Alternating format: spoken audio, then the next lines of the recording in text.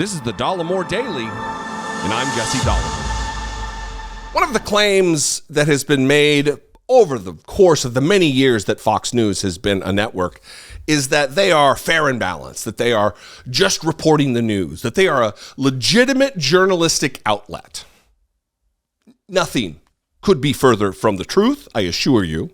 And we're learning so. I mean, there's a trickle that comes out here and there. It really solidifies that point of view, that it's a lie, that they are journalistic or impartial. And I know that we know it. And everybody's going to say, well, this is nothing new. We already knew this. It's different when we know something collectively using common sense, and then when we know it in sworn affidavits in a lawsuit. In sworn court documents, it's different. And the reason I say it's different is because this type of information that I'm getting ready to share with you, that you know of, because you looked at the thumbnail and you saw the title, there's no way to hide what I'm going to talk about. It may convince some Republicans who have had their position softened a little bit, who are tired of being lied to, who are tired of being treated like rubes, and they want to hear truth, facts, even if they're slow to come to it. I have two examples here that Fox News is not a journalistic outlet, that they are absolutely a propaganda outlet, just another arm of the Republican National Committee trying to get election gains and trying to help Republican candidates. That's the stated objective in private.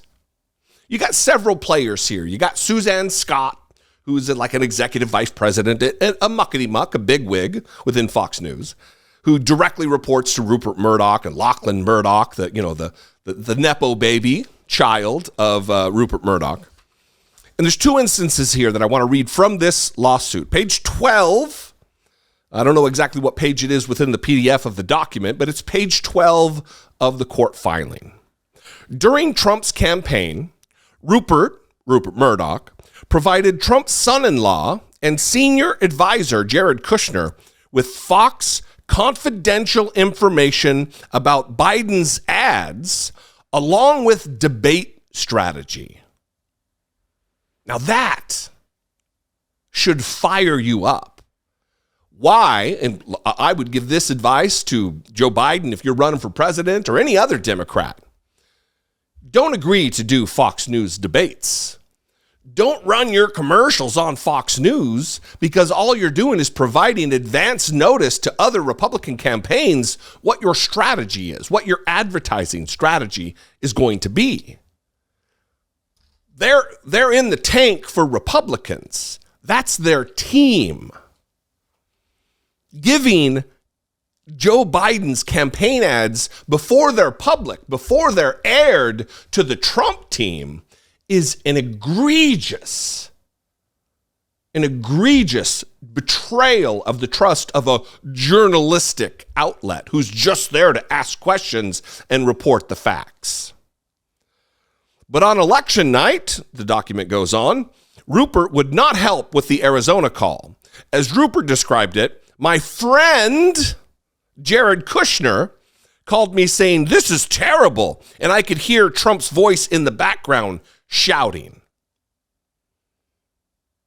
This is about embarrassment. This is not about integrity. They had already made the call, which they ended up retracting and then coming back and saying, Joe Biden won Arizona. But Jared Kushner has the bat phone to Rupert Murdoch and is making calls demanding that they retract their call of Arizona, which ended up being the right call, remember. Here's the other, maybe more pointed, more egregious. Rupert Murdoch worked with Fox News Network primarily through Suzanne Scott, who would then relay his input to other executives and shows. Rupert had conversations with Scott about the importance of, and I'm going to switch because I'm getting fuzzy here. Rupert had conversations with Scott about the importance, this is quote, importance of giving exposure to Republicans in close Senate races, end quote, When Lindsey Graham was running for the Senate in October 2020, Rupert Murdoch wrote to Suzanne Scott, quote, "You probably know about the Lou Dobbs outburst against Lindsey Graham. Could Sean Hannity say something supportive," end quote. Meaning of Lindsey Graham, quote, "We cannot lose the Senate if at all possible." We cannot lose the Senate, says Suzanne Scott to Sean Hannity. We can't lose the Senate. Imagine a world, if you will, where Anderson Cooper and some producer and their text messages were known, and they were saying, we can't lose the Senate. We need the Democrats in there. Republicans' heads would be exploding all over the country. Fox News journalists would be losing their collective minds reporting on the impropriety and improperness of Anderson Cooper saying, we need to win the Senate. This is disgusting. This is un-American.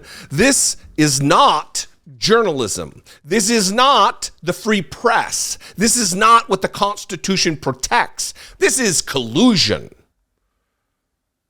with an American political campaign is what this is. This, as far as I'm concerned, is an in-kind contribution to the Lindsey Graham campaign that should be reported on his FEC filings. They're giving him a head start here. They're helping him out because we need to win the Senate. There's several other instances within this 292-page or whatever it is document that point to several moments where Fox News is putting their thumb on the proverbial scale. They are attempting to pick and choose winners and losers in primary races, especially with Republicans. I'd love to know what you think about this. Again, this is something we know. Don't leave a comment because it helps the algorithm, but I don't want to read a ton of comments saying, well, who cares about this? We already knew it. Yes, we did know it, but now we know it. There's a difference between knowing it. Yeah, we know. Fox News, we know. And knowing it. Having sworn court affidavits, sworn documents that have been filed in federal court in the course of this defamation suit where this is all found out through discovery. Fox News provided all of this.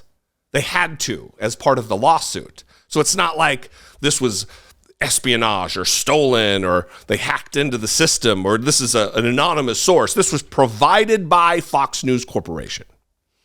Anyway, follow me on social media. I'd love to see you there. I am at Dollemore. And if you appreciate what I do, if you appreciate the analysis and the commentary that I provide on an almost daily basis, please consider supporting my work, helping produce my work. You can become a channel member right here on YouTube by clicking the join button wherever it is. You can also go over to patreon.com/I Doubt It podcast. It's actually probably a better way. They take way less of a cut than my overlords at Google do.